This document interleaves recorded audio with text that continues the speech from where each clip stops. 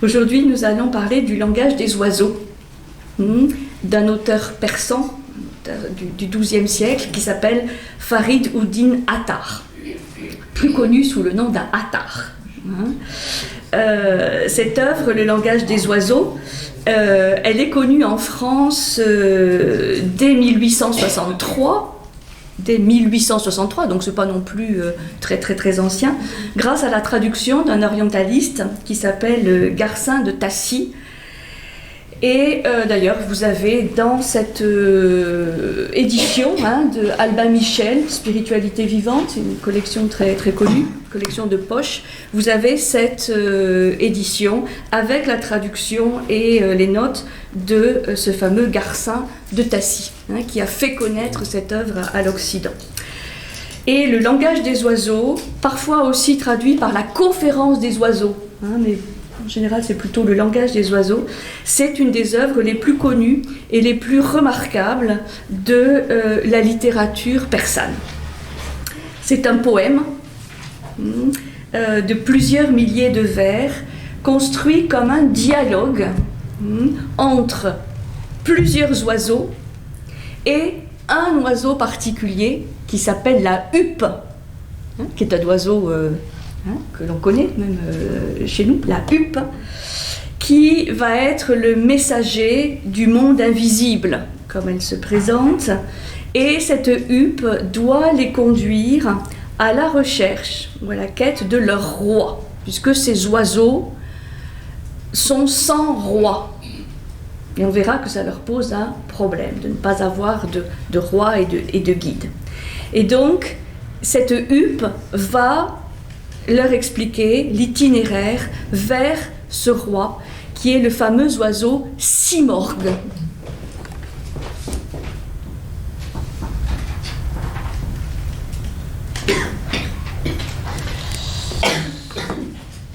Et cette huppe va expliquer donc à plusieurs milliers d'oiseaux la voie périlleuse où ils doivent s'engager avant leur départ.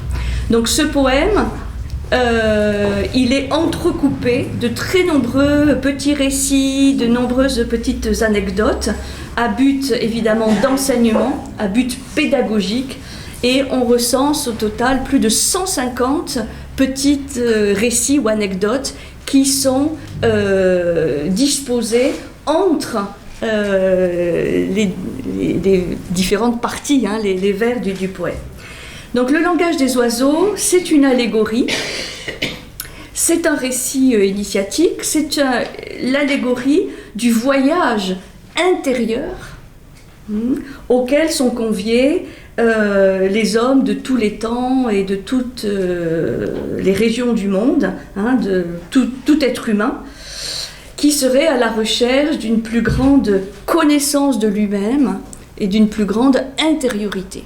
Donc c'est un récit poétique, symbolique, allégorique, initiatique, pour éveiller les consciences et pour, comme le fait un peu la comédie divine comédie de Dante, baliser le chemin, expliquer par avance ce que l'on va trouver sur ce chemin. Alors, qui est Farid ud-Din Attar? C'est donc un très célèbre poète persan du XIIe siècle. Quand je dis XIIe siècle, c'est le siècle chrétien, XIIe siècle, donc d'Iran, oui. Né, alors, on n'a pas des dates précises pour la naissance et la mort de Attar. Il serait né entre 1110 et 1142, donc première moitié du XIIe, mort entre 1190 et 1229. Donc là aussi, mort, disons à la fin du XIIe ou début du XIIIe siècle. Donc c'est un poète, mais c'est aussi un guide, c'est un maître, un guide dont le but et dont la vie sera d'enseigner et de transmettre.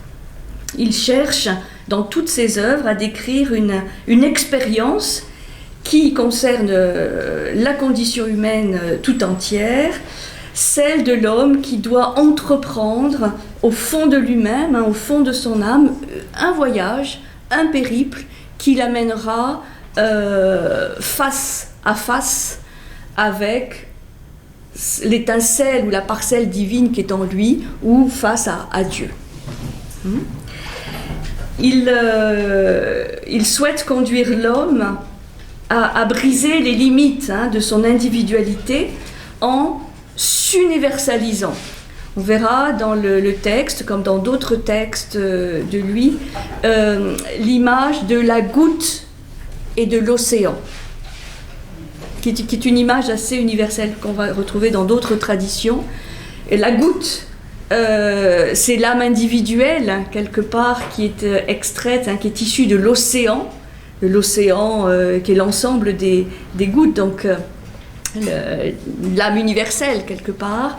Chaque goutte doit vivre son chemin, son voyage, son périple, et retrouver le chemin de l'océan, c'est-à-dire à la fin se réintégrer dans l'océan. C'est la réintégration de la goutte dans l'océan dont elle est issue, parce qu'elle partage la nature de l'océan, simplement elle a besoin de vivre ses expériences en tant que goutte avant de pouvoir en toute conscience réintégrer l'océan. C'est-à-dire que tout ce voyage est là pour l'acquisition d'une conscience, la conscience d'être goutte, qui n'est pas là au départ. Je reviendrai là-dessus. Alors, l'une des forces de Attar, c'est bien sûr la qualité de son expression poétique. C'est l'un des poètes les plus célèbres, les plus connus dans l'ère quand même très étendue de la langue persane. Il y a un autre grand poète qui va lui succéder dans la même perspective, c'est Rumi, qui est aussi très très connu, celui qui va fonder la confrérie des derviches. Et ce grand poète Rumi dira de Attar: « Il fut l'âme du mysticisme et je ne fais que suivre sa trace. » C'est dire si Rumi ressent beaucoup d'admiration et de dévotion vis-à-vis de ce maître Attar. Alors, que sait-on de Attar? Très peu de choses. C'est pour ça qu'on ne peut saisir un peu sa personnalité, sa vie qu'à travers son œuvre, car on sait très peu de choses, des événements concrets de sa vie. On sait seulement qu'il passe sa vie à Nishapur, qui est à l'époque le centre vital du Khorasan, de la région du Khorasan, qui se trouve au nord-est de l'Iran. Donc nous sommes dans cette région de l'Iran, ce Khorasan, qui recouvrait à l'époque cette partie de l'Iran, mais aussi l'Afghanistan, ce qu'est l'Afghanistan aujourd'hui, le Tadjikistan, toutes ces zones aujourd'hui très, très tranquilles. Alors le nom Khorasan vient du persan, puisque là nous sommes dans la tradition de langue perse. Khorasan en persan, ça signifie d'où vient le soleil. Donc c'est cette notion de l'Orient, toujours associée dans cette tradition à la lumière de l'Orient. Donc c'est pas non plus neutre que ce grand poète vienne de cette région orientale. Et vous savez que dans cette tradition persane, l'Occident est par opposition le monde du couchant, le monde de l'exil. L'exil occidental, et qu'il va falloir retrouver la patrie. Et la patrie de l'âme humaine, c'est l'Orient. C'est là où le soleil se lève. Bon, tout ça est évidemment éminemment symbolique, mais aussi géographique, on pourrait dire physique. C'est à Nishapur d'ailleurs qu'est conservée la tombe de Attar, donc il y a probablement passé toute sa vie. De son père, il hérite d'un commerce de parfums, d'onguents et d'épices. C'est une droguerie comme il en existait beaucoup à l'époque. Donc vous imaginez, cela nous amène dans ce monde un peu magique, des parfums, des épices, des onguents. Et le nom Attar, d'ailleurs, désigne celui qui tient ce type de boutique. Et donc, lui va garder ce nom, il va en faire son nom d'écrivain, pour ça qu'il est connu, notamment en Occident, sous ce nom simplement de Attar, qui désigne en fait son métier. Certains ont spéculé un peu en disant qu'il avait abandonné ce métier quand il s'était engagé dans la voie religieuse, mais en fait, peut-être il est possible qu'il ait gardé ce métier toute sa vie, ce qui lui permettait de mener en parallèle sa vie religieuse. Alors, il s'engage, comme Rumi d'ailleurs, dans ce qu'on appelle la voie soufie, le soufisme.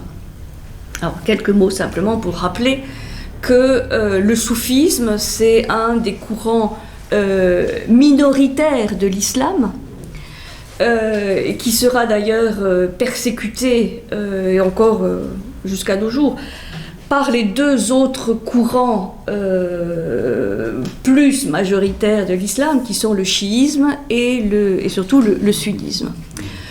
Le soufisme se caractérise par la volonté et l'effort d'intériorisation de la révélation coranique. C'est-à-dire de ne pas prendre cette révélation coranique, donc la révélation par le prophète Mahomet, comme quelque chose de littéral ou de simplement légalitaire ou juridique, mais comme quelque chose à revivre par chacun.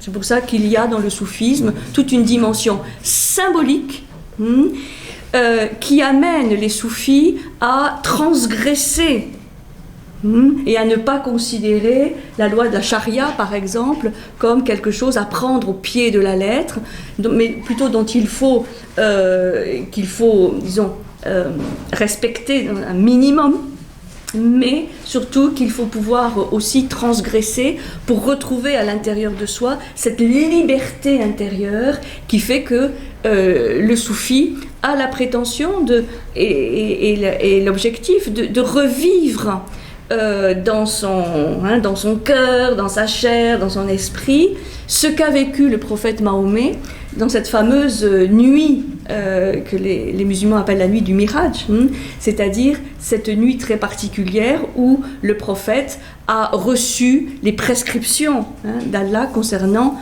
au départ les 5 prières, qui est un des commencements de l'islam.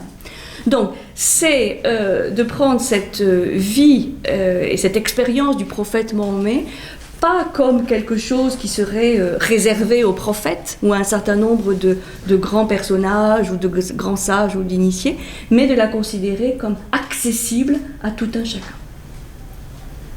C'est ça la base un peu du soufi.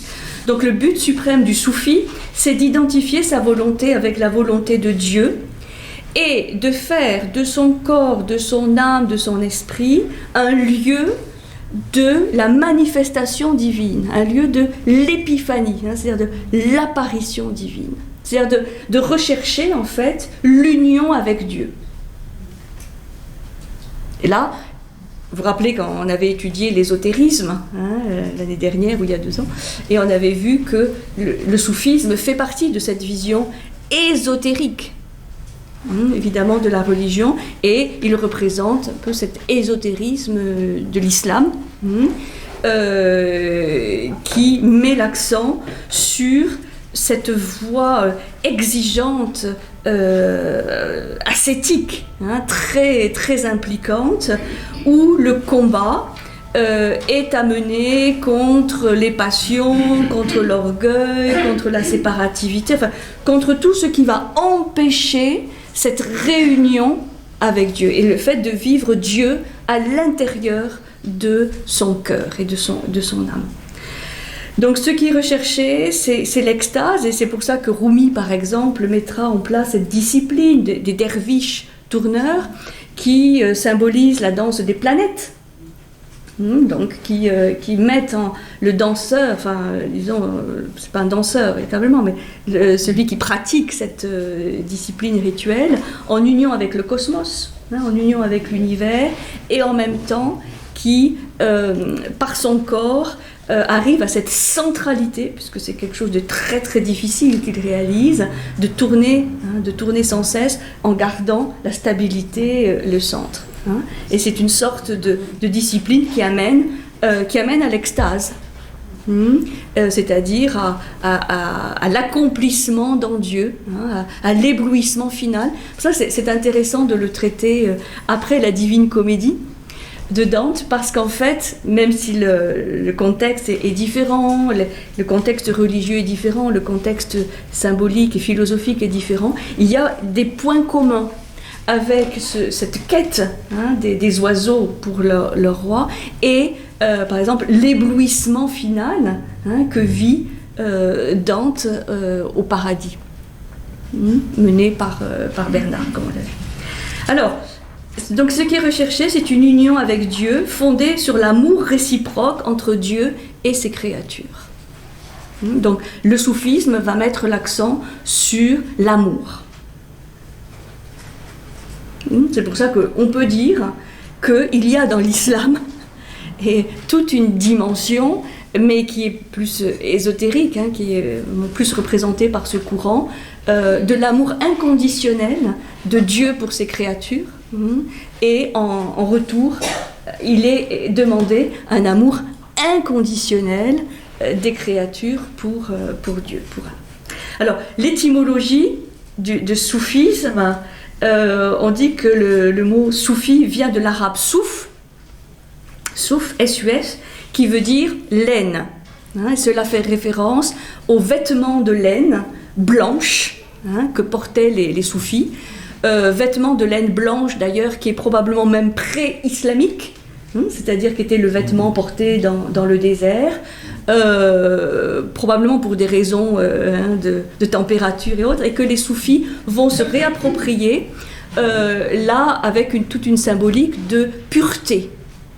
Donc un vêtement blanc, symbole de pureté, de pauvreté, de dépouillement, de chasteté, puisque ce sont des valeurs importantes dans le Bon, vous savez que les soufis sont organisés en confréries, qui sont dirigés par des cheikh, c'est-à-dire des guides. Et on peut dire que Attar ou Rumi étaient à leur époque des chefs de confrérie, surtout Rumi, et qui étaient des guides en fait spirituels. Donc Attar va s'engager toute sa vie durant cette voie soufie, et on dit qu'il fut probablement exécuté par les Mongols qui envahissent cette région du globe à ce moment. Alors, de nombreux ouvrages sont attribués à Attar, à peu près 25. Certains sont manifestement apocryphes, c'est-à-dire on ne peut pas dire qu'ils sont d'authentiques ouvrages de Attar, mais il y en a quand même plusieurs qui sont reconnus comme des œuvres authentiques. Je vais simplement vous les citer, et avant d'attaquer le langage des oiseaux. Il va composer déjà une grande œuvre en prose, le Mémorial des Amis de Dieu, où il va rapporter les faits et gestes et aussi les paroles de 72 personnages soufis. Vous savez que dans cette tradition de l'islam, et particulièrement dans cette tradition soufie, il y a une grande importance accordée à l'exégèse, à l'interprétation. Ça, c'est un des points communs avec la tradition hébraïque. On a des textes, il faut toujours les relire, les relire, les réinterpréter. On n'a jamais terminé l'exégèse d'un texte. Et chaque fidèle, chaque croyant est amené et même incité à cette exégèse, à cette interprétation. C'est pas parce que d'autres avant ont interprété et ont écrit des choses magnifiques que l'interprétation est close. Et dans certains courants, notamment le soufisme, c'est vrai aussi du Coran. C'est là où on verra évidemment la grande différence entre ce courant et d'autres courants, par exemple dans la mouvance sunnite, où là il n'y a pas d'ouverture à l'interprétation. On le prend dans une compréhension littérale, hein, et de laquelle on ne doit pas dévier. Hein. Chez les soufis, c'est vraiment à l'envers. C'est-à-dire chacun doit s'approprier les textes et les interpréter. Donc, il va rapporter faits et gestes de 72 grands personnages soufis avec beaucoup d'anecdotes, puisque dans cette tradition persane, c'est aussi toute la tradition, hein, des Mille et une nuits, hein, de Nasruddin. Enfin, il y a beaucoup d'anecdotes, de récits simples qui sont là pour toucher un public très large, hein, puisque c'est raconté, et donc même à ceux qui ne savent pas lire ni écrire, ceci peut toucher. Il y a un autre ouvrage qui s'appelle Le Livre divin, qui est un poème qui a pour thème central le renoncement. C'est un roi qui invite ses fils à exprimer ce qu'ils souhaitent, et ses fils expriment des souhaits ou des désirs simplement mondains, hein, et le roi leur enseigne à transmuer ces désirs en biens pas éphémères, hein, mais des choses plus solides. Donc ils doivent renoncer à tout ce monde des apparences et de l'avoir pour quelque chose de plus profond. Et donc, c'est aussi, hein, ce thème-là qu'on va retrouver dans le langage des oiseaux. Le livre de l'adversité, qui est aussi un poème de plus de 7000 vers, qui est le récit du voyage de l'âme dans la méditation mystique. Donc, c'est aussi un thème qu'on va retrouver. Le livre des secrets, qui va nous parler d'un certain nombre de fondamentaux dans la vision soufie. Et enfin, donc, le langage des oiseaux, dont le titre s'inspire d'une sourate du Coran qui s'appelle, enfin, certains traduisent par la sourate des fourmis, où on a au verset 16 de cette sourate « Et Salomon hérita de David et dit « Ô homme, on nous a appris le langage des oiseaux, et on nous a donné part de toutes choses. C'est là vraiment la grâce évidente. » Ça, c'est le petit extrait de la sourate, du verset 16 de la sourate, où on a fait don à l'homme de ce langage des oiseaux. Et donc, il va falloir être initié, hein, à ce langage des oiseaux. Donc, on comprend que ce langage des oiseaux, bien sûr, donc l'origine est dans le Coran, mais surtout, il s'agit d'une parole symbolique, d'un langage initiatique, codé, on peut dire, qu'il va s'agir de déchiffrer.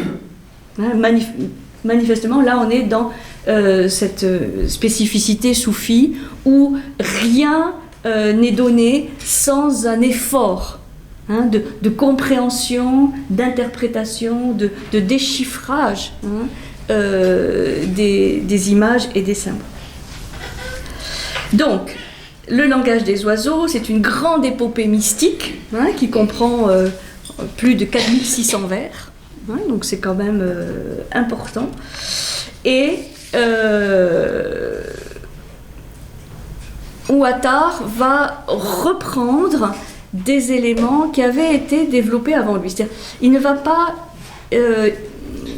inventer cette problématique du langage des oiseaux, puisque avant lui, le philosophe Avicenne, philosophe et médecin Avicenne, hein, du Xe siècle, hein, donc 2 siècles avant lui, avait déjà composé un récit initiatique sur ce thème de l'oiseau. Bon, l'oiseau, évidemment, de manière universelle, hein, est aussi prise comme symbole de l'âme, hein, qui peut s'envoler, hein, qui navigue dans le ciel, hein, donc le monde évidemment divin. Et Avicenne avait donc composé ce récit initiatique avec ce thème de l'oiseau, et il décrivait l'oiseau déjà comme le symbole de l'âme prise dans les filets du monde et qui retournait par étapes vers son roi. Donc le scénario, en fait, Attard va l'emprunter à Avicenne. C'est cet oiseau en cage, est le symbole de l'âme prisonnière. Âme prisonnière d'un corps, d'un plan affectif qui lui joue plein de tours, mais dans cette âme prisonnière, il y a cette mémoire de l'origine, de sa véritable nature, qui est une nature ailée, une nature divine. Et il y a donc cette nostalgie des origines, comme dirait Mircea Eliade, pour que cette âme retourne au monde dont elle est issue. Ce n'est pas un monde, en fait, inconnu vers lequel elle doit aller, c'est le monde d'où elle vient, mais qu'elle a oublié. C'est très platonicien, ou néo-platonicien, comme l'âme prisonnière. Un autre auteur, Ghazali, Ahmad Ghazali, au XIe siècle, donc un siècle plus tard, avait aussi écrit en persan un récit sur le pèlerinage des oiseaux vers leur roi. Alors, vous voyez, cette thématique du voyage, de la quête, du pèlerinage des oiseaux vers leur roi, il est vraiment déjà traité. C'est vraiment un des fondements de la mystique persane. Ghazali. G-H-A-Z-A-L-I. Il faut faire attention parce qu'il y a plusieurs Ghazali. Là, c'est Ahmad Ghazali du XIe siècle. Et Ghazali, dans son texte, insistait sur les difficultés, sur les épreuves du chemin, comme le fera Attar. Simplement, il n'y avait pas autant cette dimension initiatique qu'il va y avoir chez Attar. Donc en fait, on peut dire que, et sans minimiser le génie de Attar, qu'il va reprendre le récit d'Avicenne et le récit de Ghazali en reprenant toutes les épreuves du chemin et en insistant sur ce côté initiatique qu'avait déjà évoqué Avicenne. Donc, qu'est-ce que c'est que l'histoire du langage des oiseaux ? Eh bien, tous les oiseaux du monde, c'est-à-dire tous les oiseaux du monde, c'est vraiment universel comme message, ils se rassemblent pour choisir un roi. La huppe, qui est la plus expérimentée dans les voies spirituelles, on verra pourquoi, leur parle de l'oiseau simorgue, l'oiseau qui est défini, et ça c'est absolument magnifique, je cite, c'est l'oiseau proche de nous et dont nous sommes éloignés. C'est tout le paradoxe de cet oiseau royal qui est proche de nous, ce qui est le plus proche de nous, mais nous en sommes éloignés, donc nous l'avons oublié. Et donc cette huppe va leur décrire, avant qu'ils ne partent d'ailleurs, elle va leur décrire notamment les 7 vallées. Donc vous voyez, on retrouve encore ce nombre 7, les 7 vallées qui vont devoir franchir. Alors je vous les énumère, on va les réétudier tout à l'heure. Recherche, amour, connaissance, indépendance, unité, étonnement et dénuement. Donc, ce sont les 7 étapes. Recherche, amour, connaissance, indépendance, unité, étonnement, dénuement. C'est la 7e. Et finalement, on va avoir, sur les centaines de milliers d'oiseaux qui écoutent le discours de la huppe, on va avoir 30 rescapés du voyage. Quand on dit que la voie est étroite, dans cette tradition-là aussi, 30. Et, bon, je dévoile un petit peu la magie du récit, mais 6 morgues, ça veut dire 30 oiseaux. En persan. Ça veut dire quoi ? Ça veut dire qu'au bout de cette quête, de ce voyage harassant, vous imaginez, ils arrivent, bon. Et tous les peurs, les angoisses, les questionnements qu'ils vont avoir, ils arrivent en face d'eux-mêmes. C'est-à-dire que Tout ce voyage est là pour se retrouver soi-même. Et c'est un jeu de mots, évidemment absolument magnifique, que cette quête du roi, de l'oiseau roi Simorgue, finalement, n'est là que pour aller au plus profond de soi-même, et dans ce face-à-face, qui n'est pas avec quelque chose d'inconnu, qui est en fait quelque chose que chacun porte en lui, mais proche de nous, et dont nous sommes éloignés. Et donc c'est vraiment magnifique. Et d'ailleurs, je fais une petite parenthèse, si vous avez l'occasion de voir des adaptations théâtrales ou même en marionnette, en ombre chinoise, de cette œuvre, vraiment je vous le conseille, parce qu'il y a évidemment toute une magie dans la langue, encore une fois, dans la langue persane, dans les images, dans les textes, qu'il est parfois un peu difficile de retrouver à la lecture du texte lui-même, surtout que c'est entrecoupé de plein de récits qui font référence à la Bible, qui font référence au Coran, enfin, qui ne sont pas forcément des choses connues. Par contre, il y a voilà, une magie poétique absolument extraordinaire et qui est très très bien rendue par le théâtre. Donc c'est une œuvre, je pense, qu'il faut encourager à aller mettre en scène et voir, parce que là on est vraiment transporté. Ce qui est parfois, même malgré la très belle traduction de Tassi, parfois un tout petit peu plus difficile dans la lecture de l'ouvrage. Donc au terme du cheminement, c'est quoi? C'est le mystère de sa propre intimité spirituelle qui est révélé à chacun. Et donc chacun est renvoyé quelque part à lui-même, comme dans un miroir. Alors, je fais une longue introduction pour vous situer un peu l'auteur, le contexte et le message spirituel de cette œuvre. L'oiseau qui est dessiné sur la couverture, c'est un petit peu comme l'oiseau de feu aussi. Tout à fait. Donc là, vous avez, c'est dans un manuscrit de l'époque, persan de l'époque, représenté cet oiseau, donc le simorgue, le simorgue, qui a à voir un petit peu avec le phénix. Et d'ailleurs, on nous dit dans le texte que le simorgue vient de Chine. La première fois qu'on a vu le simorgue, c'est en Chine. Donc c'est un oiseau de feu. C'est un très très bel oiseau, il y a beaucoup de représentations, mais le feu, effectivement, est un élément essentiel, parce qu'il va falloir...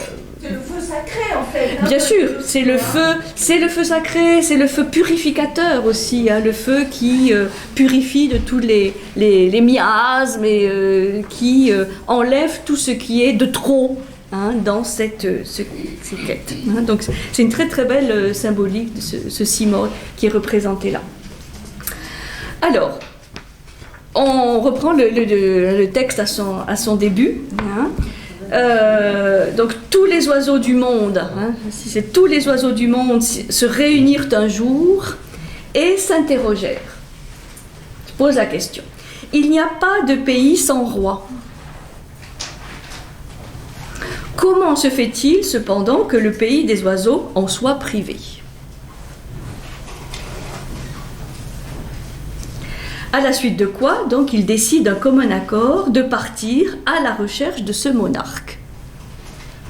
Mais où trouver ce roi, s'il existe? Comment accéder jusqu'à lui? Et parmi les oiseaux, donc il y en a un qui se détache, c'est la fameuse huppe, qui se présente elle-même comme ayant un rang un peu particulier, puisque elle fut la confidente de Salomon. Il va y avoir beaucoup de références à l'Ancien Testament dans le texte, bien sûr. Et donc l'histoire de Salomon, de David, tout ça est très connu. Et donc la huppe, qui a été autrefois la confidente de Salomon, a bien sûr un statut particulier. C'est pourquoi elle s'adresse aux autres oiseaux en ces termes. « Chers oiseaux,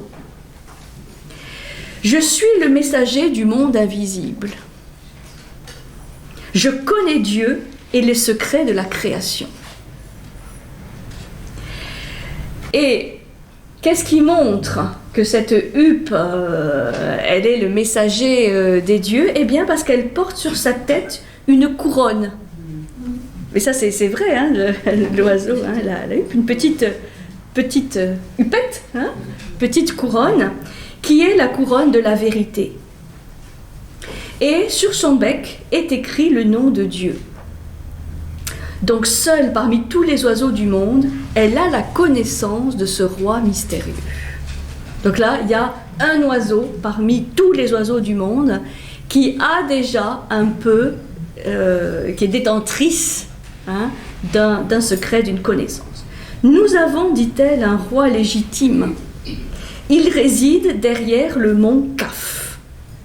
Le mont Kaf. Et le mont Kaf, Q-A-F, c'est dans la tradition musulmane la montagne qui encercle le monde terrestre. Donc, il réside derrière le mont Kaf, ça veut dire qu'il va falloir quitter le monde terrestre, hein, pour aller au-delà. C'est-à-dire, là, il faut vraiment aller vers l'inconnu, puisqu'il est au-delà du monde connu. Son nom est Simorgue. Il est le roi des oiseaux. Il est près de nous et nous en sommes éloignés. Le lieu qu'il habite est inaccessible. Et il ne saurait être célébré par aucune langue.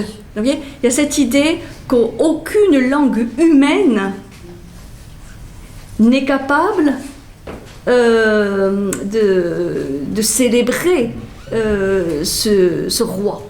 Hein, il va falloir utiliser un autre langage. Hein, on a toujours cette idée qu'il va falloir abandonner les repères connus pour aller vers autre chose. Il a devant lui plus de 100 000 voiles de lumière et d'obscurité. Dans les deux mondes visibles et invisibles, il n'y a personne qui puisse lui disputer son empire. Voilà, donc la huppe présente, hein, ce roi, ce Simorgue, aux autres oiseaux. La huppe connaît donc le roi et le chemin qui conduit à lui. Elle est donc en mesure de guider les oiseaux. Et donc elle va proposer aux oiseaux de les guider à la recherche de ce roi. Et la fin du premier discours, hein, de la huppe, c'est « Pour ta bien-aimée, renonce à ta vie chérie, comme les hommes dignes de leur vocation. Si tu livres gracieusement ton âme, tu mériteras que ta bien-aimée te sacrifie sa vie. » C'est-à-dire, il y a un dialogue amoureux, hein, entre l'homme et son âme, puisque les oiseaux, c'est les humains. Un petit peu identique ou analogue à ce que l'on trouve dans le fameux texte, aussi considéré comme un sommet de poésie mystique, qui est le Cantique des Cantiques, hein, de l'Ancien Testament, hein, dans une autre tradition, mais on a vraiment des éléments universels. Et donc, la huppe termine ce discours aux oiseaux et elle va commencer à recevoir un certain nombre d'interventions des oiseaux qui vont lui expliquer pourquoi, en fait, même si ce voyage est magnifique, enthousiasmant, merveilleux, eh bien, il ne souhaite pas le faire. Et donc, les oiseaux, après avoir pris connaissance, hein, de ce discours, ils manifestent d'abord leur enthousiasme, mais ils prennent très vite la mesure du chemin qu'ils auraient à parcourir et ils s'en inquiètent. Et donc, on va avoir un certain nombre de discours d'oiseaux qui vont exposer à la huppe les raisons qu'ils ont de décliner son invitation. Et à chaque excuse, parce que c'est comme l'excuse, hein, des justifications, la huppe va répondre de manière vraiment ciblée, hein, elle va bien répondre à l'argument, hein, qui va être donné. Et c'est là où on sent aussi toute une dimension autre de ce dialogue entre la huppe et les oiseaux, c'est que c'est aussi un dialogue intérieur. Hein, c'est-à-dire, c'est l'expression de tous les doutes, de toutes les questions, de tous le besoin d'être rassuré. Et là, on sent un immense besoin des oiseaux d'être rassurés. Et en même temps, plus la huppe va leur expliquer le voyage, plus ils vont avoir peur. Hein, où ils ne vont pas mettre forcément en route les éléments qui leur feraient surmonter leurs doutes, leurs questionnements, leur angoisse et surtout, en fait, leur attachement au monde de ce bien, au bien de ce monde, pardon, hein, c'est-à-dire au bien matériel. C'est ça la grande question. C'est magnifique ton voyage, mais ça va nous obliger à quitter notre tranquillité, à quitter notre confort. Et donc, c'est absolument magnifique de voir toutes les excuses qui vont être trouvées par un certain nombre d'oiseaux pour expliquer que ils voudraient bien, c'est magnifique, mais non, ils n'iront pas. Donc ça, c'est toute la première partie de l'ouvrage, où les réponses de la huppe sont chaque fois illustrées d'un ou plusieurs récits qui appuient. Hein, c'est là où les anecdotes et les récits sont placés pour appuyer les arguments de la huppe. Alors je vous en donne quelques exemples. D'abord, le premier qui se lance, c'est l'amoureux rossignol. Qui va lui dire, c'est très court, hein, les dialogues en fait, le plus long c'est souvent les anecdotes et les récits, hein, qui émaillent le poème. Le rossignol: tous les secrets de l'amour me sont connus, dit-il. Toute la nuit je répète mes chants d'amour. Donc le rossignol dit ça va quoi, l'amour ça me connaît, je suis quand même un spécialiste de l'amour, donc bon. Il est donc convaincu que son bonheur réside dans la beauté de la rose, et c'est pourquoi il affirme: atteindre au cimorgue, c'est au-dessus de mes forces. L'amour de la rose suffit au rossignol. Chacun va expliquer que ce qu'il apporte au monde, c'est quand même absolument magnifique, et que ça lui suffit. Pas besoin d'aller faire ce voyage dont on risque de ne pas revenir pour quelque chose qu'on fait déjà. Oui. Alors la réponse de la huppe, parce qu'elle n'emploie pas de ruse, elle ne va pas dans leur sens du tout, elle est directe, et chaque fois elle rapporte un enseignement. Ô toi qui es resté en arrière, occupé de la forme extérieure des choses, quoique la rose soit belle, sa beauté disparaît dans une huitaine de jours. Voilà. Chaque fois, c'est pour montrer le côté éphémère des bonheurs, hein, ou des satisfactions que les oiseaux tirent de leur activité. La rose est éphémère, donc l'amour, tout ça est éphémère. Et donc, elle essaie de les houspiller, hein, pour leur montrer qu'ils peuvent aller à la recherche de quelque chose de plus solide, de plus pérenne, de plus durable, de plus profond. La perruche. La perruche, vêtue de vert comme la pistache, ornée d'un collier d'or. Vous avez des descriptions absolument magnifiques, hein, de ces oiseaux. La perruche, vêtue de vert comme la pistache, ornée d'un collier d'or. Elle souffre d'avoir été emprisonnée dans une cage et aspire à la source de l'eau d'immortalité. On voit bien que ces oiseaux, ils aspirent à l'immortalité, ils aspirent à autre chose. Mais je n'ai pas la force de m'élever jusqu'à l'aile du simorgue. La source de Khizr me suffit. Toujours cette idée, bon ben voilà, l'eau d'immortalité, oui bien sûr j'en aurais envie, mais l'eau de la source à laquelle je m'abreuve tous les jours me suffit. Et la perruche reçoit cette réponse.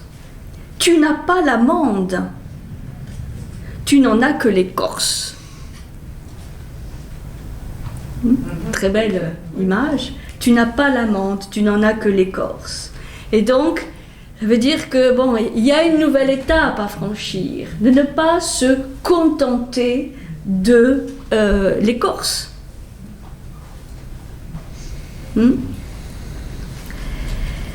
Pour atteindre la véritable source de la vie, c'est-à-dire de la vie éternelle.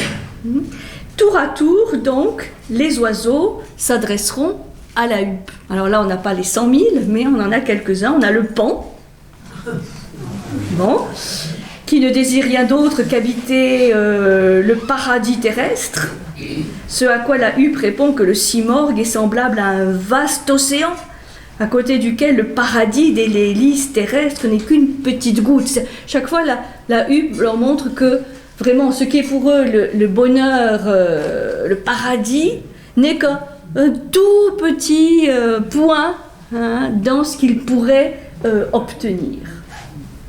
Le canard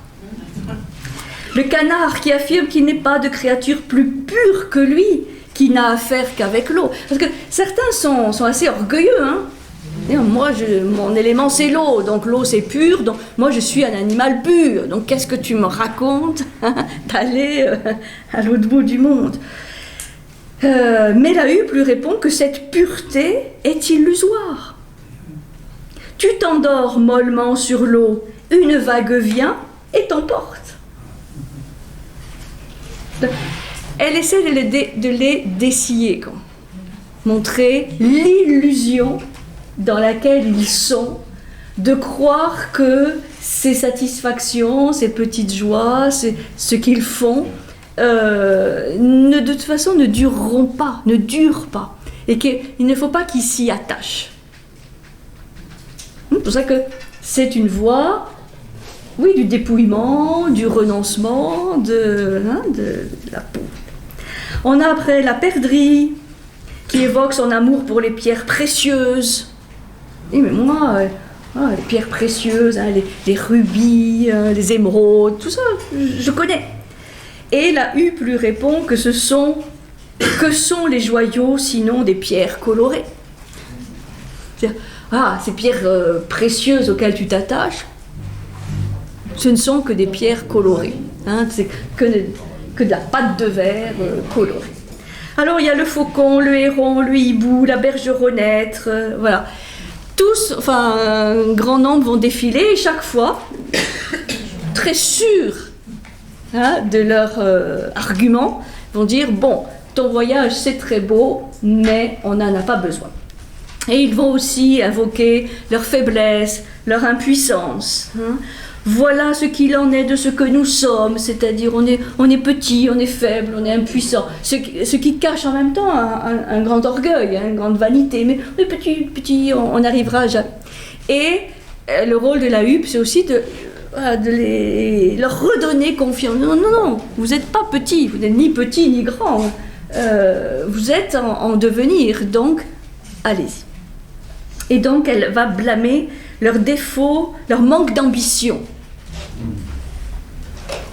De se contenter d'être petit, effectivement, et à force de se dire qu'on est petit, effectivement, on est petit.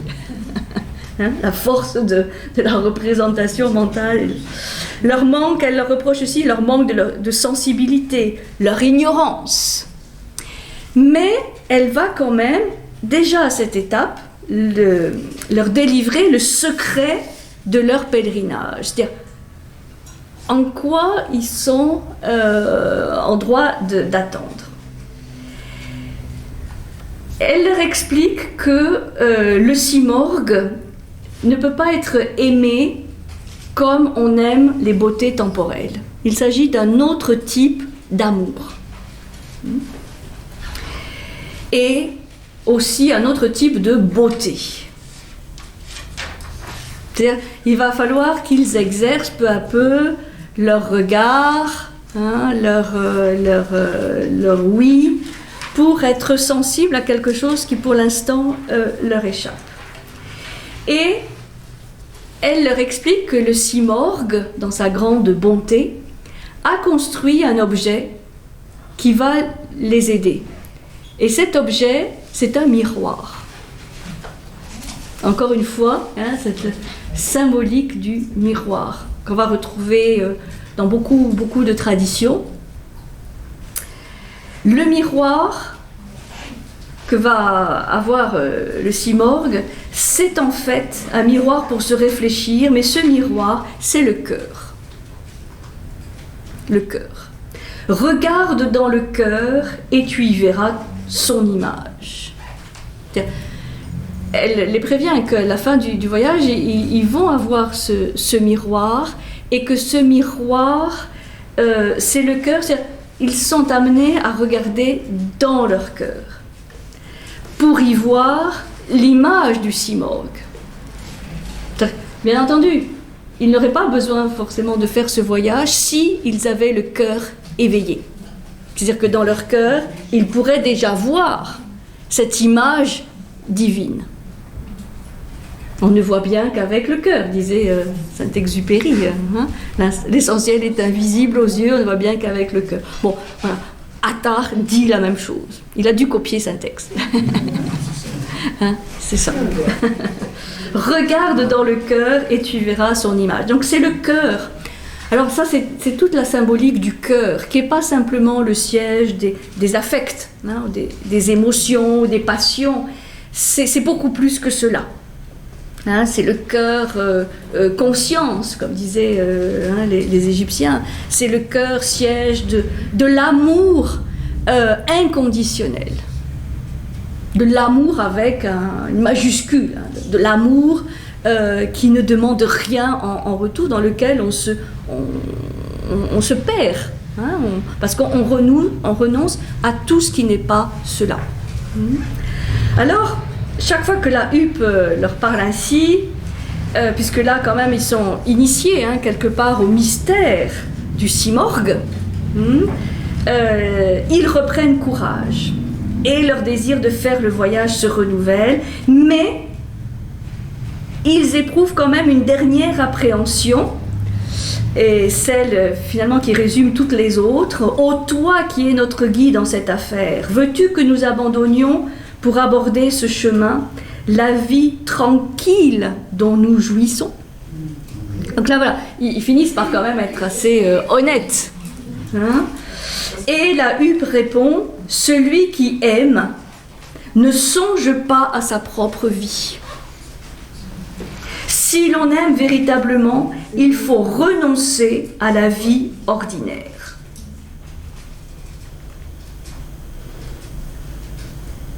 Si l'on aime véritablement, il faut renoncer à la vie ordinaire. Et donc, les oiseaux décident de renoncer à leur propre vie. Il est écrit dans le texte que la pensée du Simorgue enleva le repos de leur cœur, son unique amour remplit le cœur de 100 000 oiseaux.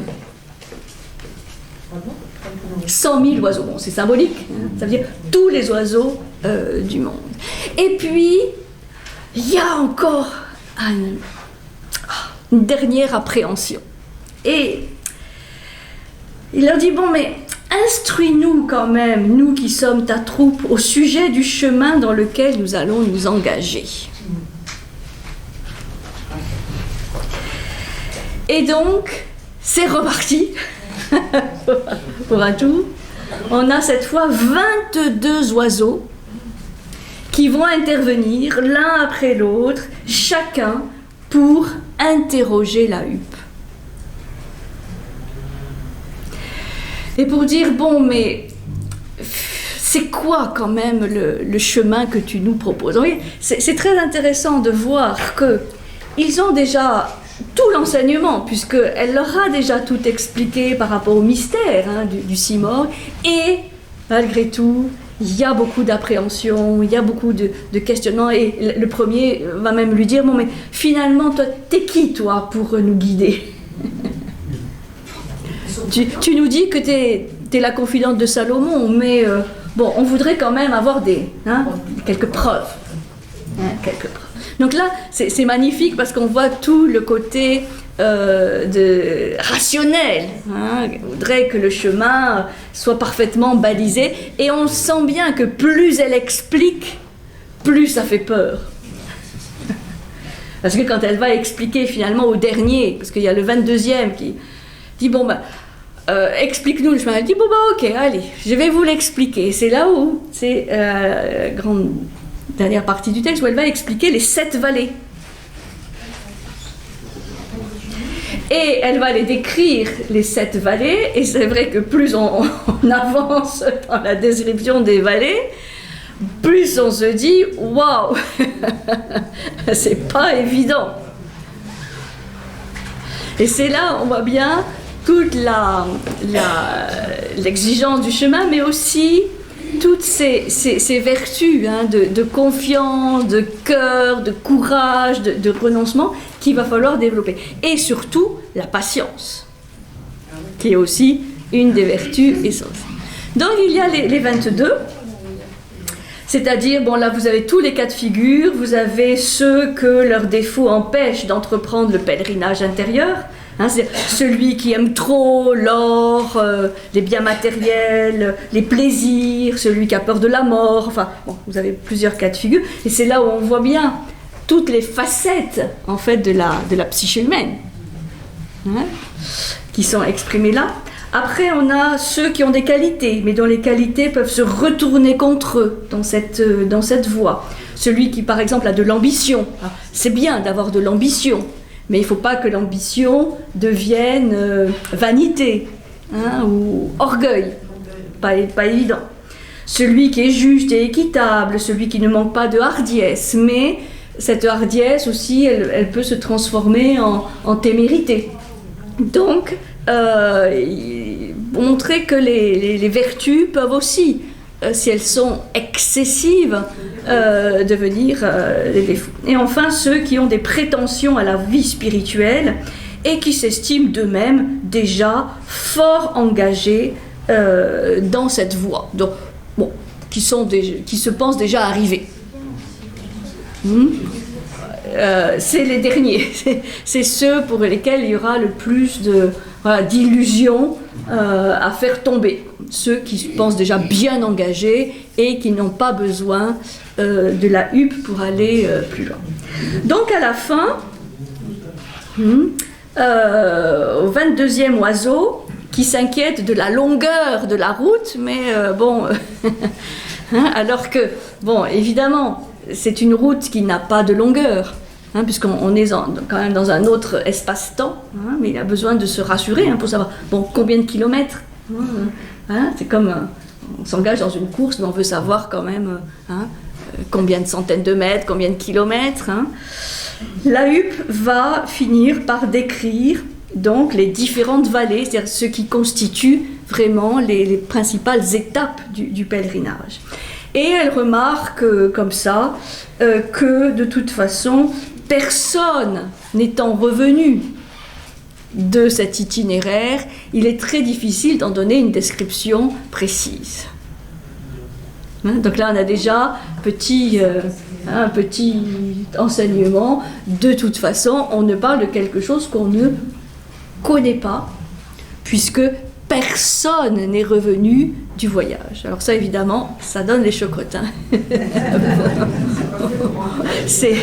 Alors, c'est pas fait pour encourager, et il y a une partie de nous qui dit, bon ben ok, ça va, je pense que mon voisin est bien mieux armé que moi pour le faire, et en même temps, ça peut,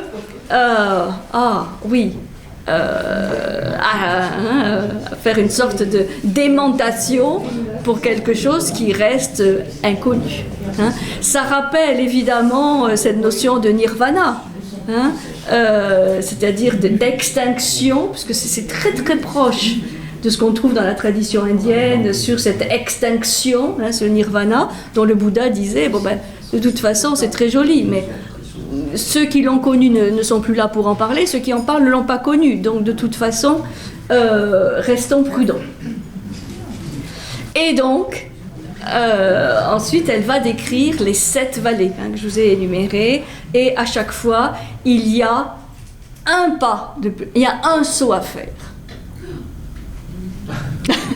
C'est des vallées. C'est des vallées. De toute façon, ça se passera mal, mais c'est normal. Non, c'est des vallées. Donc, vous voyez, il y a cette idée qu'on n'est pas dans un cheminement linéaire. Et c'est comme les cercles, les anneaux de l'enfer, du purgatoire, du paradis, c'est des étapes. Il y a 7 vallées, c'est comme l'échelle de Jacob. Il y a des barreaux. Voilà. Et on ne peut mettre le pied sur le barreau suivant que si on est déjà bien installé sur le barreau antérieur. Oui, c'est progressif. Et c'est là où on peut parler d'un récit initiatique, où à chaque vallée, il y a un état de conscience. Chaque vallée correspond à un état de conscience différent, et que c'est une acquisition définitive. C'est-à-dire à partir du moment où on a traversé une vallée, on ne peut pas faire machine arrière. Il n'y a aucun oiseau qui va revenir en arrière. Ce qui est acquis est acquis. Petit des vallées. Bon, là, nous avons tous mérité un café. Alors, est-ce que vous voulez connaître les 7 vallées? Oui. Ah oui. Nous avons 7 vallées à franchir.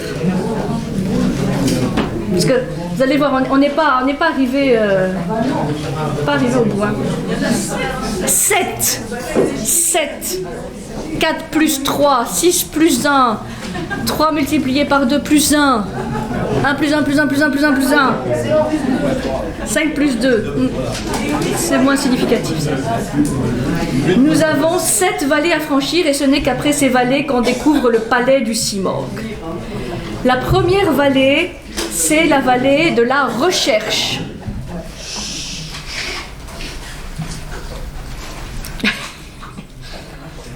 La première vallée est celle de la recherche, où 100 choses pénibles accableront les oiseaux. Ils y passeront plusieurs années à tenter de détacher leur cœur de tout ce qui existe, à oublier les 2 mondes visibles et invisibles.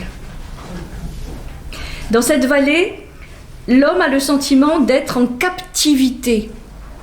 L'oiseau, l'homme, a le sentiment d'être en captivité. Il se sent séparé de quelque chose d'essentiel. Il est souvent en recherche ou en quête. Il cherche à se libérer, mais rencontre partout l'hostilité. Le point de départ, c'est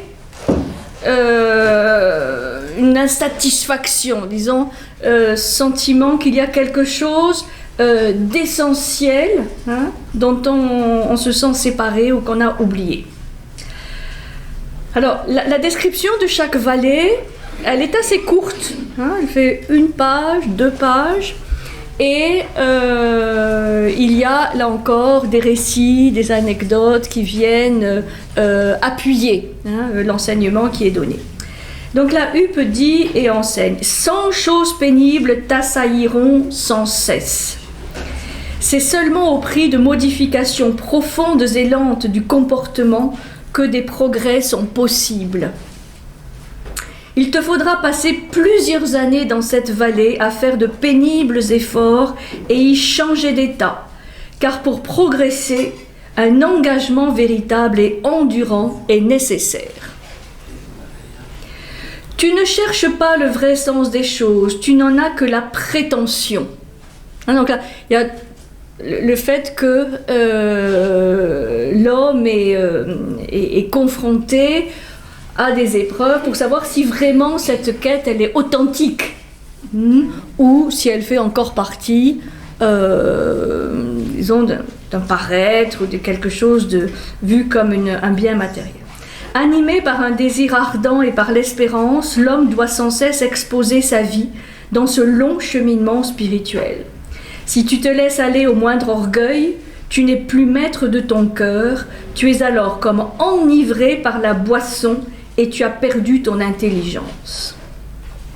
Sois patient dans l'espoir de trouver quelqu'un qui t'indique le chemin que tu dois faire. Accroupi comme un enfant dans le sein de sa mère, recueille-toi ainsi en toi-même. C'est dit de retour en soi, au plus profond de soi-même. Qu'on fasse partie des bons ou des méchants, on possède toujours un soleil de grâce dans le giron de l'invisible. En tout cas, c'est ainsi que c'est traduit.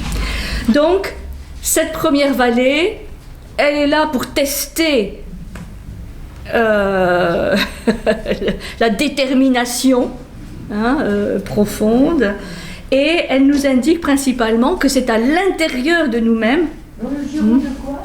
de l'invisible, giron de l'invisible, que c'est à l'intérieur de nous-mêmes que la recherche doit être entreprise avec constance et patience.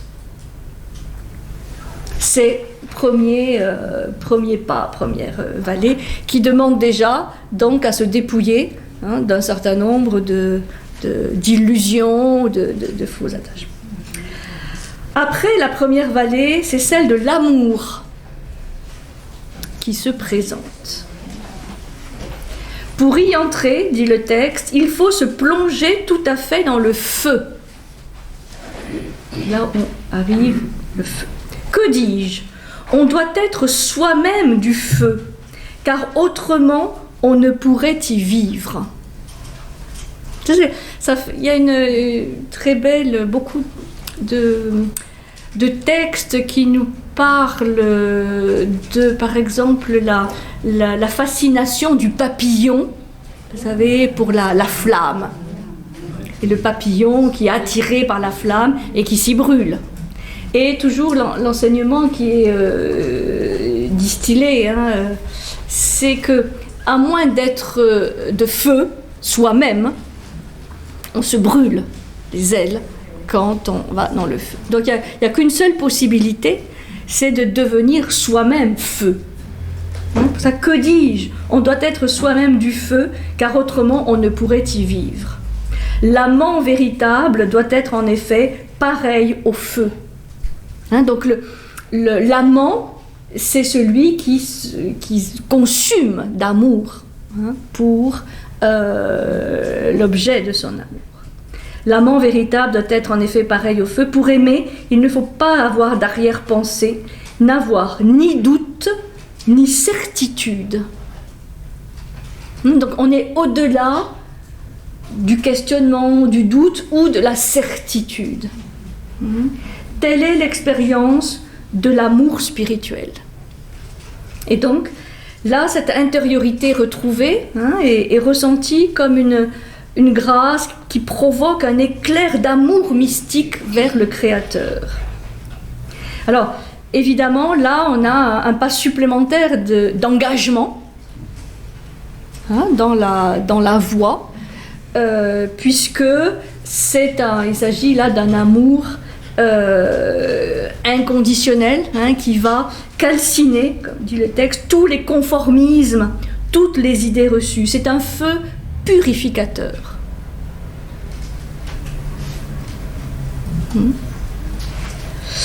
Et la Huppe donc donne quelques arguments. La raison ne peut cohabiter avec la folie ou l'amour. L'amour n'a rien à faire avec la raison humaine.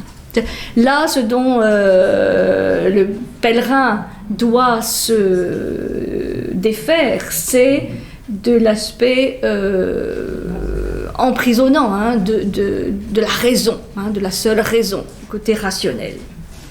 Lorsque l'amour vient, la raison fuit au plus vite. Le faucon est toujours en proie au feu de l'agitation tant qu'il n'arrive pas à son but. Si le poisson tombe de l'océan sur la plage, il s'agite jusqu'à ce qu'il soit retourné dans l'eau. Dans cette vallée, l'amour est représenté par le feu et sa fumée, c'est la raison. Donc l'amour égale feu, hein, et la fumée, c'est-à-dire ce qui va obscurcir les choses, c'est la raison. Quand tu auras la certitude que tu ne possèdes plus rien, il te restera encore à détacher ton cœur de tout ce qui existe. Donc là, c'est avec des paroles qui sont forcément restrictives. Hein. Le fait de faire voir, faire ressentir ce que peut être cet amour qui consume, cet amour sans aucune condition, qui est l'amour pour Dieu, pour le divin, mais qui est surtout l'amour pour cette étincelle, cette parcelle divine qui est en soi, qui est dans son cœur. L'amour universel. Bon, ces poètes, c'est vrai que ces poètes mystiques, hein, la tradition persane, sont vraiment, je pense aussi à Ibn Arabi ou à Sohrawardi, enfin, tous ces gens qui parlent de l'amour mystique ont des mots et des anecdotes, des images très, très proches les unes des autres pour dire ce qui est très difficilement dissible, disons. Donc ça, c'est l'amour. Recherche, donc qui met en mouvement, et l'amour. Après la vallée dont je viens de parler, dit la Huppe, une autre se présente au regard, c'est la vallée de la connaissance, qui n'a ni commencement ni fin. C'est intéressant, c'est de voir que la connaissance vient après l'amour. C'est bizarre, hein? Parce qu'en fait, de quelle connaissance s'agit-il? D'une connaissance acquise par captation, par intuition directe, pas par la raison. Ce n'est pas de l'intellectualisme, ce n'est pas une connaissance intellectuelle. C'est une connaissance d'un vécu.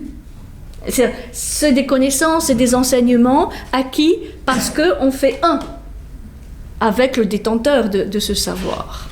C'est pour ça qu'il faut avoir purifié avant, dans la vallée de l'amour, pour accéder à une véritable connaissance. Connaissance. Naître avec. Hein, à chaque vallée, si vous voulez, vous avez cette idée d'une initiation, donc d'une renaissance, hein, d'un passage d'un état de conscience à un autre. Donc la connaissance, qui n'a ni commencement ni fin. C'est la connaissance intérieure. Et c'est l'amour, en fait, qui est confiance en la volonté supérieure, qui a permis la réduction par le feu de toute cette attraction pour le monde extérieur. C'est une purification qui a eu lieu dans la vallée de l'amour, qui met l'âme en état de réceptivité. Ça y est, après la vallée de l'amour, l'âme est en état de réceptivité, elle peut donc recevoir la connaissance. Avant, elle ne peut pas. Vous voyez, c'est intéressant de voir que la Huppe a déjà donné plein d'enseignements. Et presque l'enseignement ultime, hein, sur le mystère du Simorgue. Mais il ne s'est rien passé.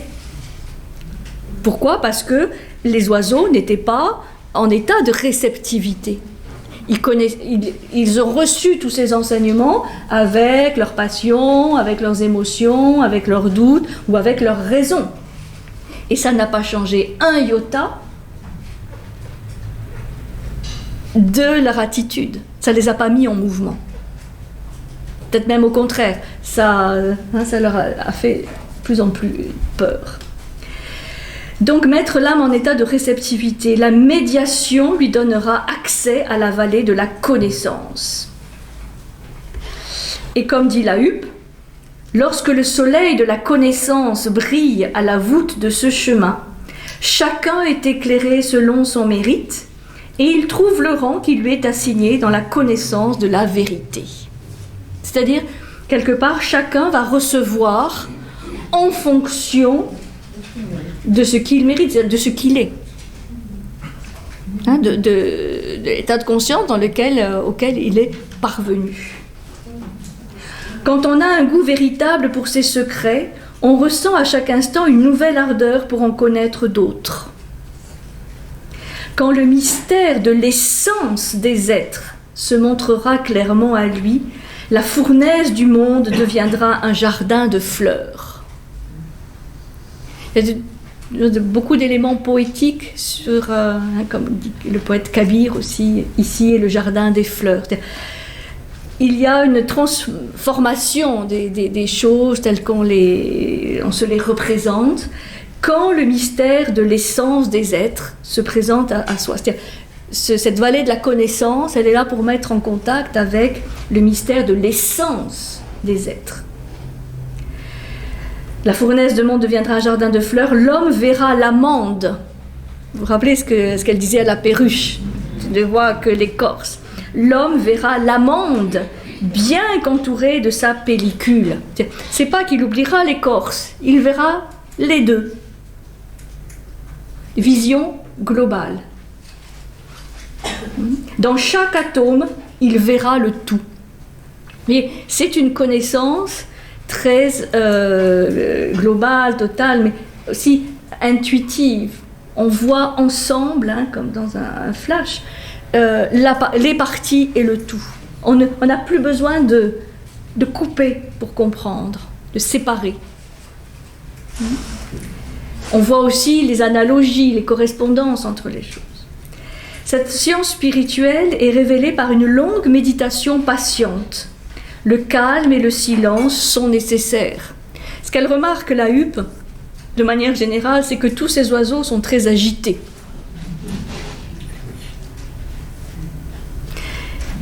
Et il y a à voir les oiseaux. Enfin, si on commence à observer les oiseaux, on se rend compte ils ne tiennent pas en place. C'est très beau d'observer les oiseaux. Ils bougent tout le temps. Bon, c'est l'image de notre intériorité. Qui suis-je? Voilà. L'oiseau qui bouge tout le temps, qui pousse les autres parce que, pour manger, tout le temps en mouvement. Tout le temps. Comme dit Colette, il piaille, il piaffe, beaucoup de bruit. Bon, ça c'est nous. Et donc il faut calmer cette agitation, rentrer plus dans le silence. Cette vallée de la connaissance est marquée par l'acquisition d'une connaissance révélée par intuition directe. C'est un peu ce symbole, justement, de cet état du prophète ou d'autres personnages qui reçoivent par révélation, ça veut dire par intuition directe, par captation, ces enseignements. Par captation, par intuition, c'est-à-dire pas par la raison. Captation directe. Et c'est ce que le soufi cherche, à retrouver cette connaissance par lui-même. Par captation. Vient ensuite la vallée où il n'y a ni prétention à avoir, ni sens spirituel à découvrir. Alors ça, c'est très intéressant. On va vers la 4e. Et vous savez que dans un schéma septénaire, parce que là on a 7, le 4e, il représente quoi? La moitié. On est au milieu du guet, médium, interne. Donc il faut toujours attacher beaucoup d'importance dans ces schémas de 7 à ce qui se passe au 4e. Parce qu'il y a comme un gond, une charnière. Ah, qu'est-ce qui se passe? Et là, c'est une vallée où il n'y a ni prétention à avoir, ni sens spirituel à découvrir. Donc en fait, c'est un peu déroutant. C'est la vallée de l'indépendance. Donc voilà, à ceux qui penseraient que la recherche, l'amour, la connaissance sont encore des éléments de soumission, ou d'obéissance à des règles, tout ça, bon, nous voilà arrivés à la 4e vallée, celle de l'indépendance, celle de l'autonomie. C'est-à-dire que cette notion de guide, puisqu'elle l'a huppé là, mais cette notion de guide, elle doit être à partir de ce moment-là intériorisée. C'est chacun qui est son propre maître et guide et accompagnant. Indépendance. Où l'éclair de la vertu, qui consiste à se suffire à soi-même, brille tellement que sa chaleur consume des centaines de mondes. Le fait de se suffire à soi-même. Et parce qu'il y a eu les vallées de l'amour et de la connaissance, ce n'est pas de l'égoïsme, ce n'est pas de l'autarcie, ce n'est pas du repli sur soi. Cette indépendance, elle ouvre sur le monde. Parce qu'il y a eu les vallées avant. Si on commençait par l'indépendance, c'est sûr qu'il y aurait toute chance que ce soit du repli, de l'ego, une inflation de l'ego. Là, elle vient en 4e position parce que, justement, les vallées précédentes ont supprimé tous ces éléments égotiques. Et donc, il n'y a plus la peur de se sentir seul. Puisqu'en fait, on n'est pas seul. Donc, c'est l'épreuve du néant, de la confrontation au vide. C'est l'épreuve du vide, du néant. Ah oui, il y avait encore peut-être quelques béquilles, vous voyez, quelques repères. Bon, il n'y a plus. Dans cette 4e vallée, c'est la connaissance et l'amour qui le soutient. L'être doit maintenant devenir indépendant des chaînes, souvent inconscientes, qui le relient à son environnement. C'est l'épreuve du vide, du néant, qui permet une réduction à l'état du germe pour une autre existence. Et là, il y a vraiment une réduction, on revient à l'état du nouveau-né, même avant le nouveau-né, du germe. On est réduit à l'état de germe. C'est une image, disons, pour l'idée de repartir vers une nouvelle vie, vers une renaissance. Mais là, on est dans un cadre, le cadre du soufisme, où on parle d'initiation, où donc cette nouvelle naissance, elle doit se faire du vivant, de l'être, et pas post-mortem. C'est une renaissance. Dans l'entrée dans cette vallée, la Huppe dit: il n'y a ni prétention à avoir, ni sens spirituel à découvrir.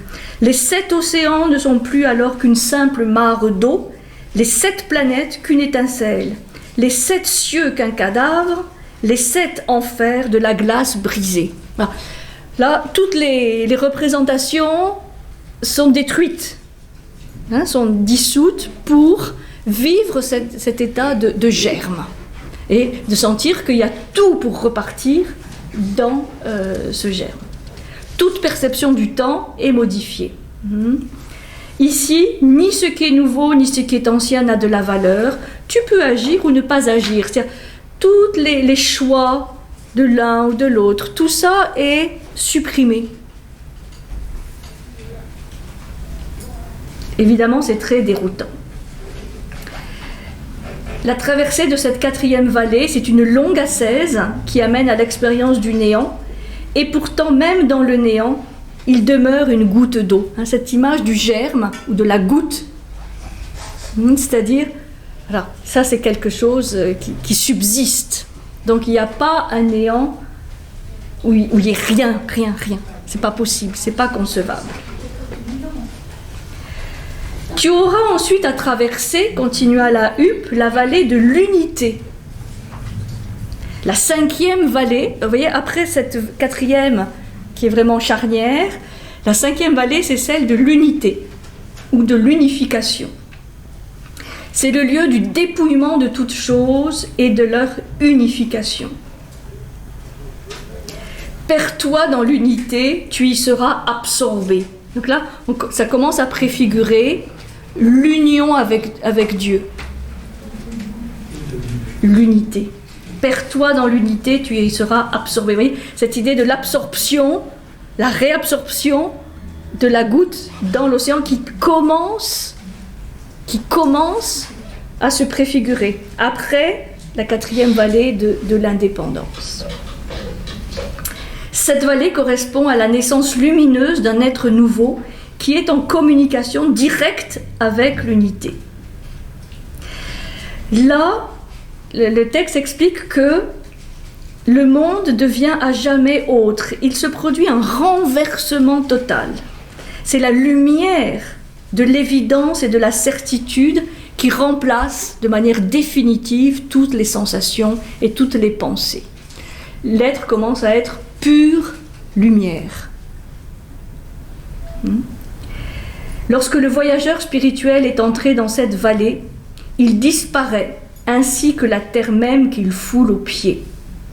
Il sera perdu parce que l'être unique sera manifesté, il restera muet, car cet être lui parlera.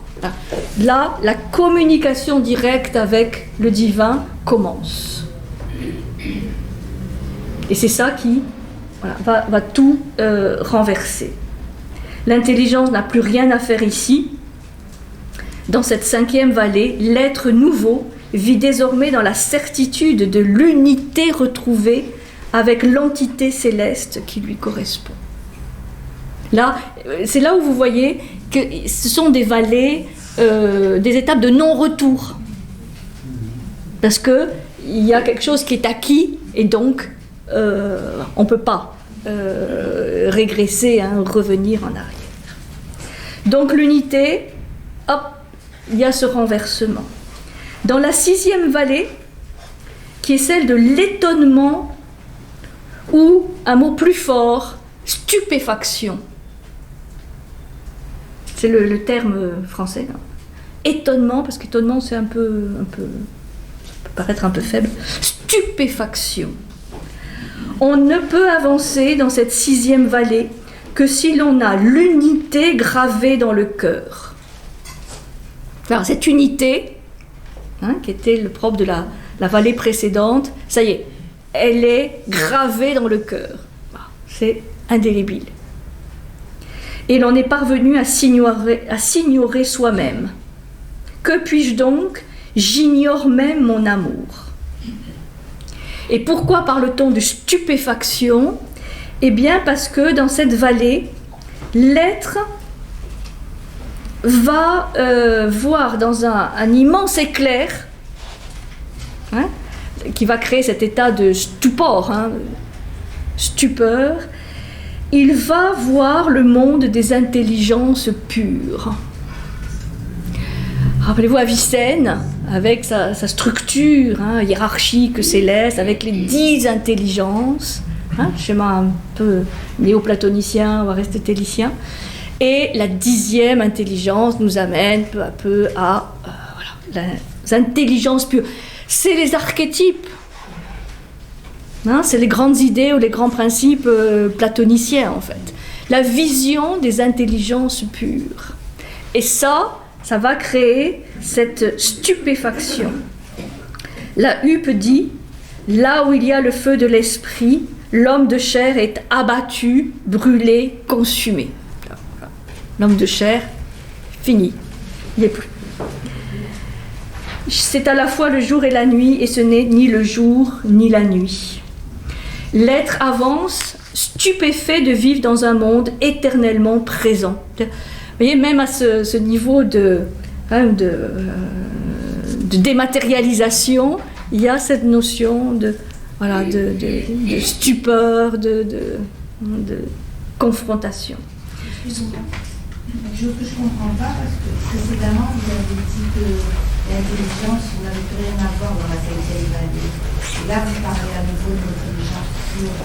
Oui, parce qu'elles sont pures.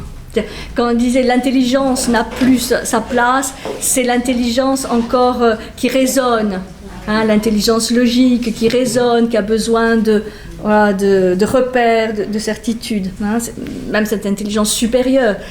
Elle a plus lieu d'être. Et on voit les intelligences pures, c'est-à-dire là, c'est vraiment les lois, les éléments, les lois de la nature, les structures, les archétypes, le bien, comme disait Platon. Là, on est, c'est comme dans la ligne platonicienne, on est au-delà des hypothèses mathématiques et de l'intelligence mathématique ou qui résonne, on est un cran vraiment au-dessus. Les mots manquent. Les mots manquent pour définir la différence de statut entre l'intellect, hein, l'intelligence et l'intelligence pure. Bon, on rajoute pure. Moyen de se raccrocher. L'être réalisé accède ainsi à l'invisible. Il passe, disent les soufis, derrière le rideau. Cette image, on passe derrière le rideau.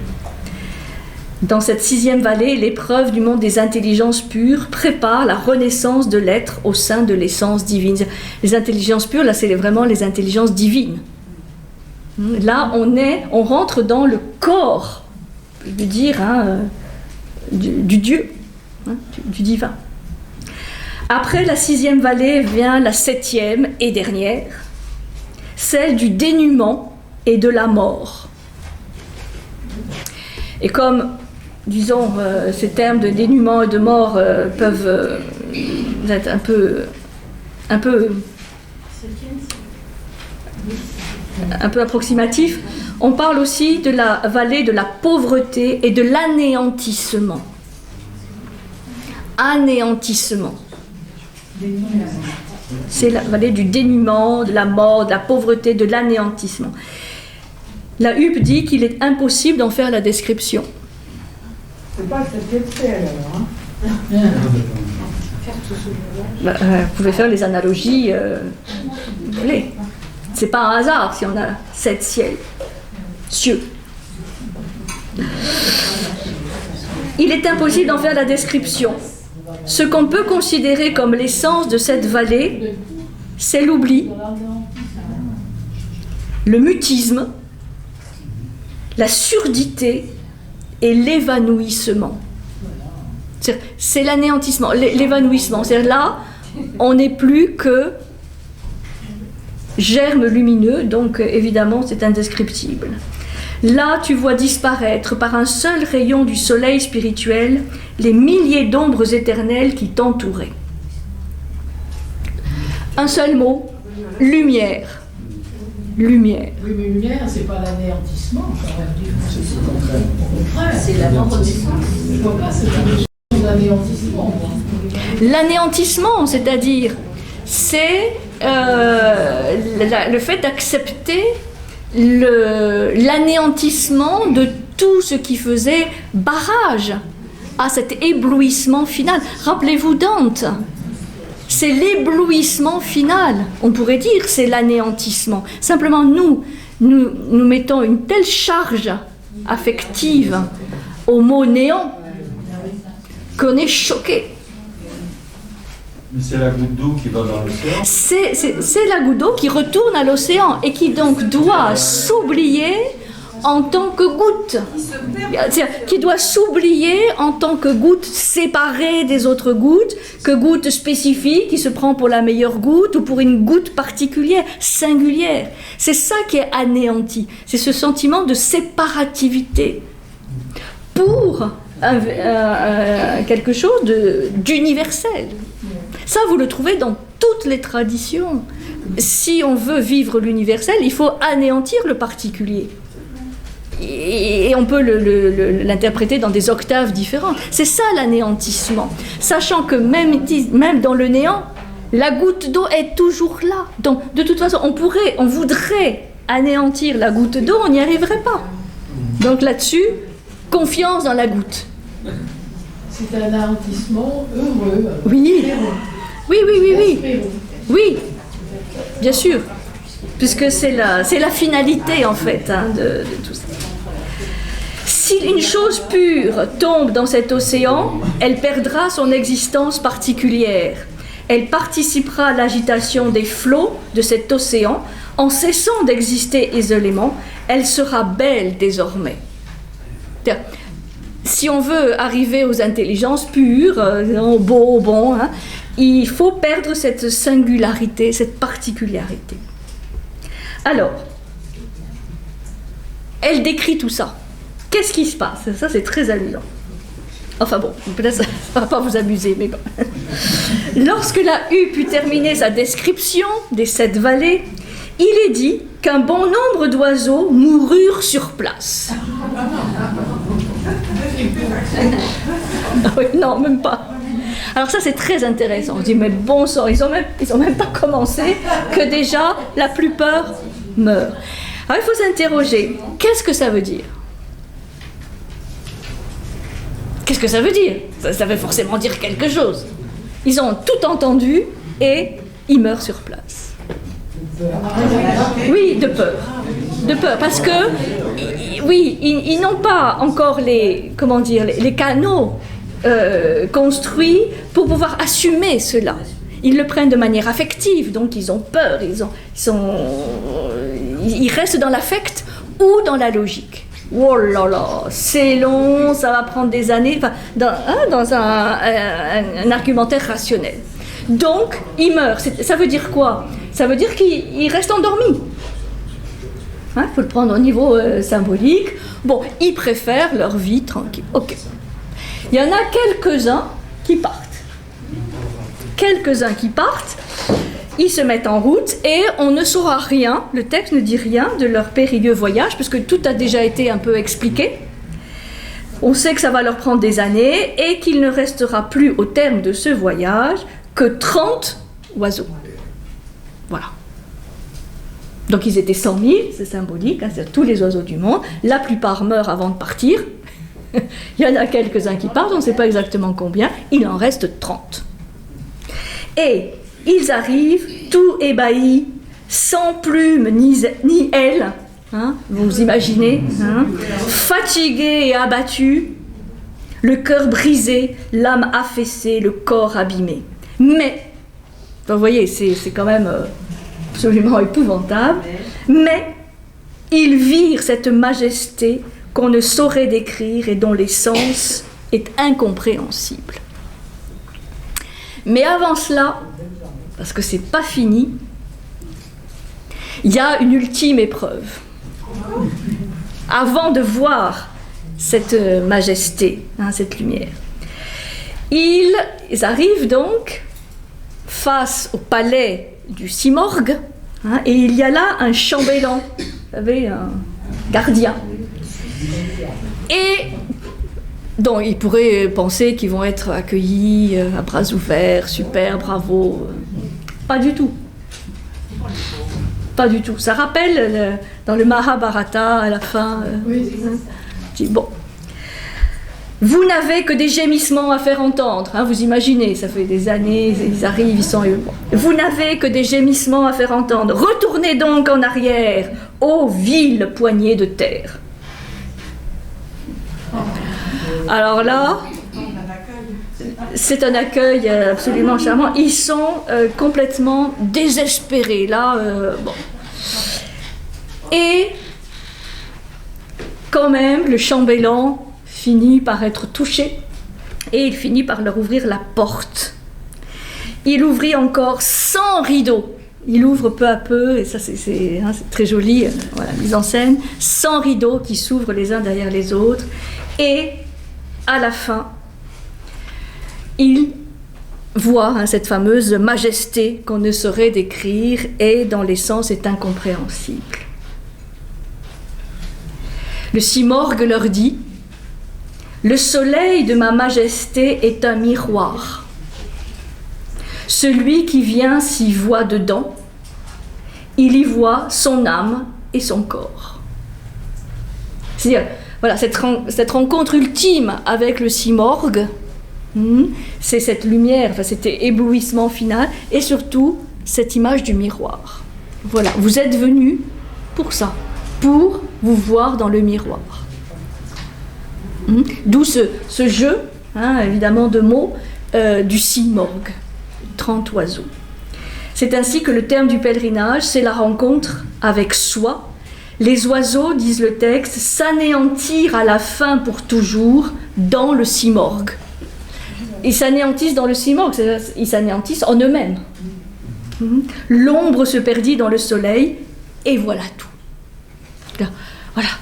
C'est ça l'enjeu de tout ce pèlerinage, de toute cette quête, de ce voyage, c'est de faire ces étapes initiatiques, d'état de conscience, pour se retrouver face à soi-même. et s'anéantir dans soi, s'absorber, s'éteindre dans soi. Ça me rappelle une très belle histoire indienne qui est assez répandue aujourd'hui, où les dieux se retrouvent et disent bon, mais la sagesse, où est-ce que la sagesse pour les hommes, où est-ce qu'on va la cacher? Où est-ce qu'on va la cacher? Parce qu'il faut quand même que les hommes la cherchent, fassent un effort pour la chercher. Où est-ce qu'on va la cacher? Là où ils iront jamais la chercher, où ils la trouveront jamais. Alors il y en a qui disent oh, bon, on pourrait la mettre au sommet d'une montagne. Les autres disent mais non, c'est trop simple. Au fond des océans. Oh bon non, c'est trop simple parce qu'ils iront. Il y en a un qui a enfin l'idée géniale. Il dit ça y est, j'ai trouvé. On va la cacher au fond de leur âme, de leur cœur. Et là, vous êtes sûr, ils iront jamais la chercher. Bon, c'est ça. C'est-à-dire, on va la chercher partout. Et on va faire des treks, des excursions, des ascensions de montagnes, on va aller au fond des océans, on va parcourir le monde, on va aller partout, alors qu'elle est en soi. Et donc tout voyage, en fait, est une quête ou un pèlerinage vers son intériorité. Et c'est ça, oui, c'est le récit d'une quête initiatique, d'un pèlerinage dont on voit qu'il est ouvert à tous les oiseaux du monde, c'est-à-dire à tous les hommes, à tous les hommes. Et que, comme dit le fameux de l'histoire, pour chaque atome il y a une porte différente, et de chaque atome s'ouvre un chemin différent qui conduit à l'être mystérieux dont je parle. C'est-à-dire qu'en fait, même si les êtres humains ont une même nature, enfin se ressemblent les uns les autres, chacun va avoir son chemin qui n'est pas forcément celui du voisin, pour aller à l'être mystérieux dont je parle, qui est en fait en lui. C'est pour ça que je parlais tout à l'heure de ce qu'on trouve dans la vision jungienne de l'individuation. Bon, c'est exactement la même chose. Où il y a des états, enfin, évidemment avec la poésie et toute une culture évidemment et un arrière-fond philosophique différent, mais c'est pour ça que c'est universel, absolument universel, cette image du voyage, de la traversée, les vallées, et ce qui suppose vallée suppose montagne, et en ce sens, la huppe, elle est toujours très honnête, comme je disais, elle n'emploie jamais la ruse, elle n'emploie jamais le mensonge, elle dit ce qui est, puisque la huppe est aussi, évidemment, ce qui est en nous. Ça s'appelle la conscience, oui, celle qui va pousser, exhorter, encourager, dire, voilà, tu peux, tu peux. Faire le voyage. Voilà, donc c'est pour ça que c'est un dialogue intérieur aussi, où tous les oiseaux représentent différentes facettes de notre psyché, entendant par psyché à la fois le côté émotionnel et le côté mental, dans le sens logique, rationnel. Donc c'est un magnifique texte, Là, vraiment, je vous incite à rechercher, si vous voyez je sais qu'il y a des bandes dessinées, des choses qui ont été faites à partir de là, mais des représentations, des adaptations théâtrales de cela, parce que là, on voit vraiment le souffle, la magie, tel que probablement le texte initial, en persan, devait avoir. Et sinon, vous avez donc plus de 150 petits récits, anecdotes, qui mettent toujours en scène le disciple, son maître, des histoires du prophète ou d'autres grands personnages qui sont là pour éduquer. Puisque c'est un ouvrage poétique, mais c'est un ouvrage pédagogique,